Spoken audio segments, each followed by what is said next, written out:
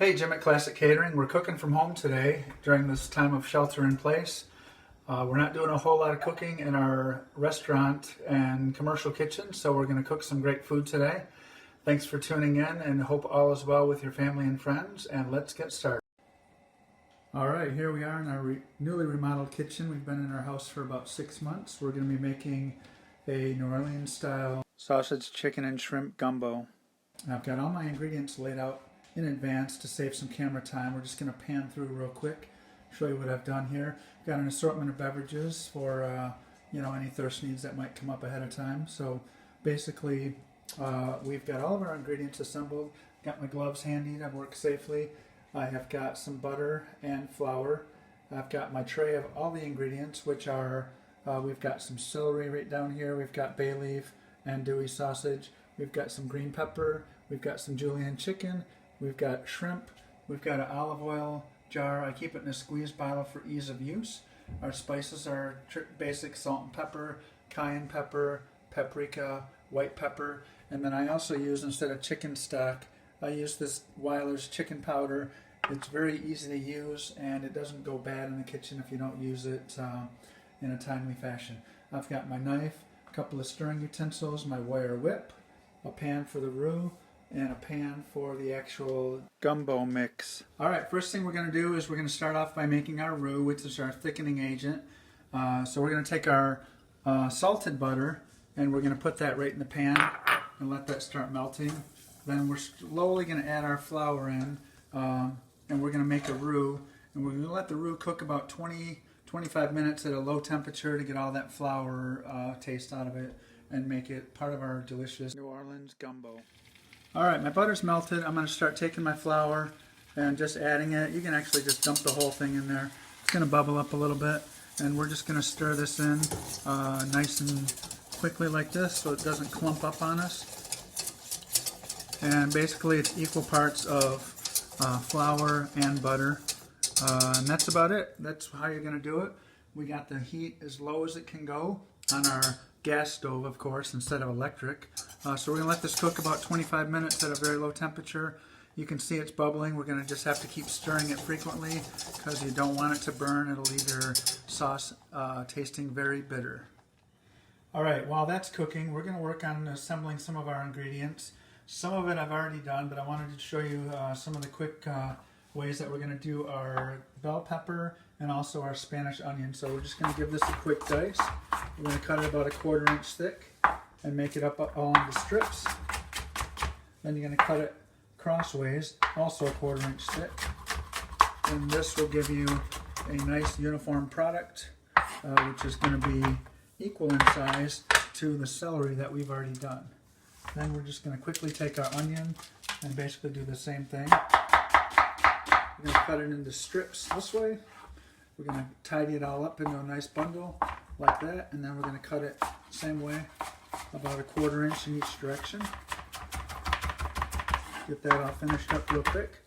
We're going to actually mix this together with the celery. We're going to let that cook a little bit, and then the pepper is a softer vegetable, so we're going to add that after about 8 or 9 minutes of cooking. Alright, lastly we're going to prepare our shrimp. I've already done some of this ahead of time. Basically I bought a pre-peeled and deveined shrimp. These are 16 to 20 count per pound, nice size shrimp. And basically what I did is I just pinched the tail like that to remove it, which I've already done to all those. And I pinched that tail also, in case you didn't see it the first time. Then I'm going to take it and I'm actually going to put it so it's round in a circle like that. And we're going to cut it from front to back, right between our fingers, so that we have a little bit smaller and they're thinner and they're going to cook up very quickly for us. My pan heating up here. I have my olive oil. I use just a light olive oil as opposed to extra virgin. Extra virgin olive oil is very strong flavor. It's not actually really good for cooking this type of food. You can also use canola oil or any vegetable oil. So my oil is nice and hot. The vegetables are going in. We're going to let these cook, as I mentioned before, about 8 or 10 minutes. Then we're going to add our peppers in here, and we're just going to let it keep cooking.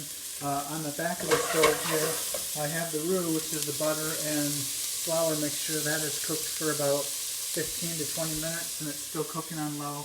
We're just going to let all that go for a little bit and then we'll continue on our journey. Alright, so while all that's cooking, we have our side dish going, which is going to be the rice. I like to use a long grain rice and not the Uncle Ben's instant or minute rice. A basic rice is very easy to make, so I have my 1 part rice and a fresh bay leaf going in my pan. I've got some hot water right here in my teapot, so we're going to do 2 parts of the liquid to 1 part rice. Then we're going to take some of that Weiler's chicken powder and we're just going to put a little dusting of that in there to give it some chicken flavor. You don't really have to put a whole lot in there because the sauce from the jambalaya is going to be very flavorful. So we just get that stirred until it's dissolved. We're going to put our lid on there, lower the heat to its lowest possible setting, and we're going to let that cook about 20 minutes. Alright, our vegetables have softened up, so we're going to add our peppers to the celery and onion along with the sausage. We're going to put the sausage in now, and as it cooks it's going to render out some of the fat from that, which will also give a little bit of oil to the mix from the sausage and give it some really nice flavor. And then here I've taken some of our ingredients that we had at the beginning of the video. I made a little spice blend and a couple of fresh bay leaves that I bought at Nino Salvaggio. We're just going to throw all that in there together and we're going to let this cook down a little bit more, probably about 20 minutes. Sorry, not 20 minutes, about 5 minutes. Then we're going to add our chicken in there and some of the stock and continue along the way. Alright, it's been about 8 or 9 minutes and you can see we have a nice delicious mixture of the vegetables and the sausage. You can see on the bottom of the pan there's a little bit of stickage from the cooking. It was at high heat, but when we add some of the chicken stock to that, it's going to deglaze it and that's actually going to become a very delicious part of the sauce. So we're just going to put a splash of hot water in there. I'm using my teapot today because I don't have the normal cooking utensils that I would at my catering kitchen. So we've got that all deglazed. You can see now the pan is nice and clean on the bottom and all those flavors have released from the bottom. And we're going to take our julienne chicken and we're just going to separate all that out. Excuse my reach. And we're just going to keep dumping that in there and we're going to just slowly stir this in, get everything off the bottom, start separating the chicken that's julienne ahead of time, and we're going to just let that cook for a minute. We're going to pop our lid on here, start trapping some of that steam and flavor and let that cook for about 20 minutes. Alright, it's been about 20 minutes. The chicken is now fully cooked, as you can see. We got some nice natural juices in there from the chicken as well as the sausage. In our pan over here is the rice that we started. It's been about 20 minutes. You can see it's absorbed nearly all the liquid, the chicken stock. The bay leaf is still in there, which we're going to pluck out right before we serve it. And what I usually do at this stage is I'll take 1 tablespoon of butter and I'll just throw it right in the cooked rice. And that just helps coat the kernels so it doesn't clump together and get all sticky like a Minute Maid type inexpensive rice would do. So that is basically all done. Then with our chicken over here, now that it's done just about all the way, we're going to throw our shrimp in right at the end. These don't want to cook, you don't want to cook these too long because they'll get really rubbery on you. So we're going to just take that, leave the lid on that. We're going to stir in the shrimp. Once these get to about 3/4 of the way cooked, we're going to add our roux to this mixture and some chicken stock, and then we're going to let it thicken up and simmer the rest of the way.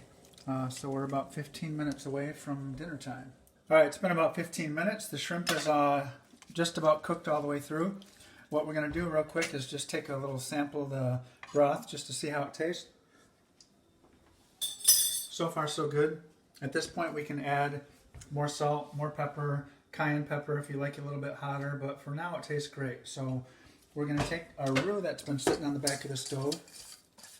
We're going to slowly stir in about half of this. You can always add more to it and make it more thick, but if you put too much at once, then it's going to be too thick and you've got to add stock or water or whatever to compensate for the thickness, and then that's going to dilute the flavors, and you have all kinds of problems. So we're just going to stir this in. It'll dissolve pretty instantly, and it's going to start to look much creamier. It's also going to absorb all the oils that we put in there. We're going to add a little bit more. This is just hot water that I used right out of the pot. And then we're going to add a little bit more of our bouillon, or the powder, chicken powder from Weiler's. We're going to stir that in, and that's going to start to come together. It'll thicken up a little bit more as it cooks, and then it will be time for dinner. All right, we are completely done. It's thickened up, it's creamy and delicious, everything's fully cooked. Last step we're going to do is we're going to take one more chunk of whole butter, and we're just going to stir that in. It helps give it some extra richness, and it makes it kind of glossy and shiny, so it looks even more delicious in your bowl. Then to serve it, what I like to do is take a small glass bowl, or you can use a cup or whatever you like to do. And in the restaurants, we used to make a little rice mold like this. We just pack it in there, plop it in the middle of the bowl. And then we'll just take some of the jambalaya mix, and we'll put it right around the edge like that. And make sure you get some of everything in there, the shrimp, the sausage, the chicken, and the peppers, and everything's looking great. Then we're just going to take a little towel, clean up our edge of the bowl, and we are ready to eat. All right, that's going to do it for today. I've got my excellent camera girl here, Jenna Marie, my daughter. She's going to give it a taste test and let me know exactly how we did today. How is it? Excellent job, Chef Jim. Awesome, thank you. I appreciate you tuning in. Please check out our Facebook page at Classic Catering of the Shores, or check out our YouTube channel at Classic Catering Clips.